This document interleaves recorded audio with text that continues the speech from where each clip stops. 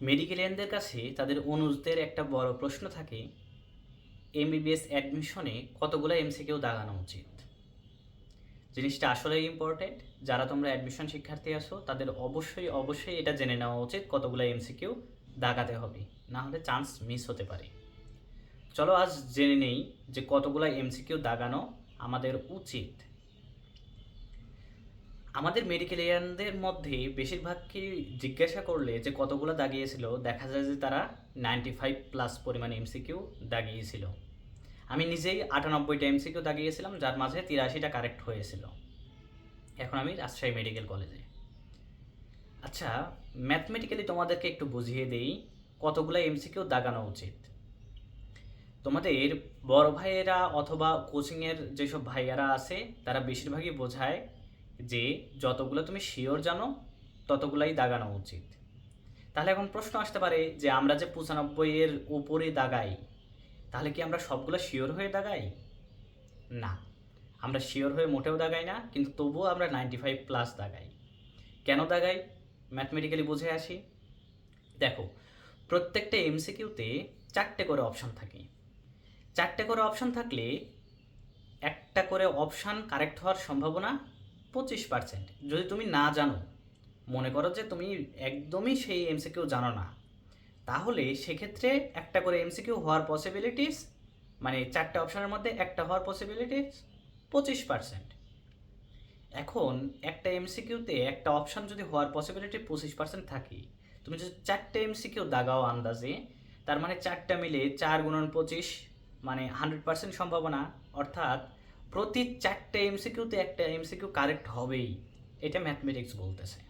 যদিও এটা বৃহৎ পরিসরে যখন ক্যালকুলেশন করা হয় সেই ক্ষেত্রে পাওয়া যায়, তবে যখন আমরা দাগাতে যাই ম্যাথমেটিক্স বলতেছে যে প্রতি 4টাতে একটা কারেক্ট হবেই।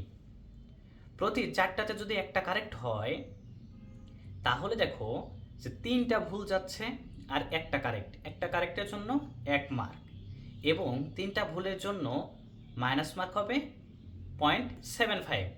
তাহলে আমাদের অবশিষ্ট মার্ক থাকলো আরও 0.25। তার মানে প্রতি 4টা যদি আমরা আন্দাজে দাগাই, তাও আমরা বোনাস মার্ক হিসেবে 0.25 করে পেয়ে যাচ্ছি। এখন দেখো, আমরা যদি প্রতি 5টাতে হিসাব করি, 5টাতে একটা কারেক্ট হওয়ার সম্ভাবনা 5 × 25 125%। তার মানে ম্যাথমেটিক্স বলতেছে 5টাতে একটা কারেক্ট হওয়ার সম্ভাবনা 100%-এরও বেশি। তার মানে ম্যাথমেটিক্স অনুযায়ী 5টাতে একটা এমসিকিউ অবশ্যই হবেই। এখন 5টাতে যদি একটা কারেক্ট হয় আর 4টা যদি ভুলও যায়, তবুও দেখো তোমার একটার জন্য পজিটিভ মার্ক 1 এবং 4টা ভুলের জন্য নেগেটিভ মার্ক 1, দুইটা মিলে কিন্তু 0 মার্ক। অর্থাৎ কোনো রকম নেগেটিভ মার্কই নাই। তাই যদি তোমাদের কাছে আমার পরামর্শ থাকবে, যদি তোমরা পারো তবে 95+ দাগাও। দেখো, মনে করো যে যারা চান্স পায় মোস্ট অফ দ্য কেস দেখা যায় তাদের 70টার মতো শিওর থাকে, 70-75টার মতো শিওরই থাকে। এই শিওরের মাঝে 2-1টা অপশান ভুল যায়, ওই দেখা যায় ধরলাম আমরা 5 মার্ক বাদ দিয়ে দিলাম, তাহলে 75টা যদি শিওর দাগায় 5 মার্ক বাদ দিয়ে দিলে থাকে হলো 70। কিন্তু বর্তমান যে অবস্থা, স্টুডেন্টরা ধীরে ধীরে আপডেট হচ্ছে এবং তাদের যে পড়ার ক্ষমতা সেটা অত্যাধিক বাড়তেছে, কম্পিটিশন বাড়তেছে।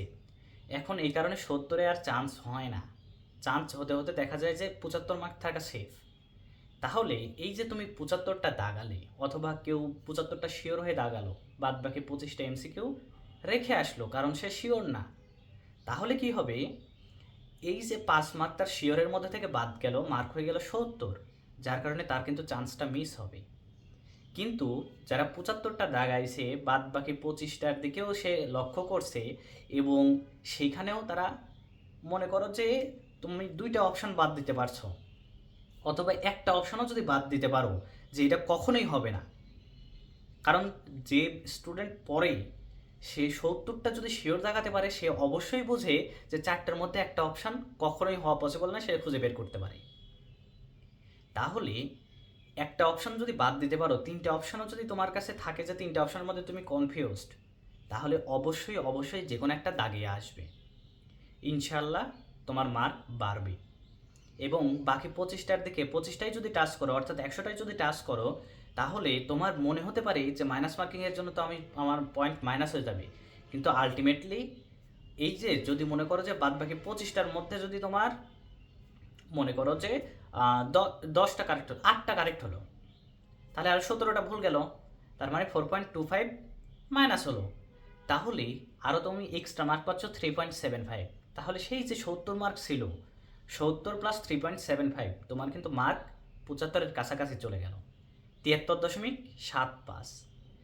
এবং প্রতি বছরই দেখা যায় 73.75 অনায়াসে চান্স হয়।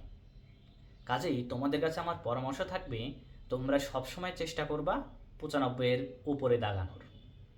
95টার উপরে দাগালে যারা পড়ছো, পরিশ্রম করছো, ইনশাল্লাহ তোমাদের চান্স হয়ে যাবে।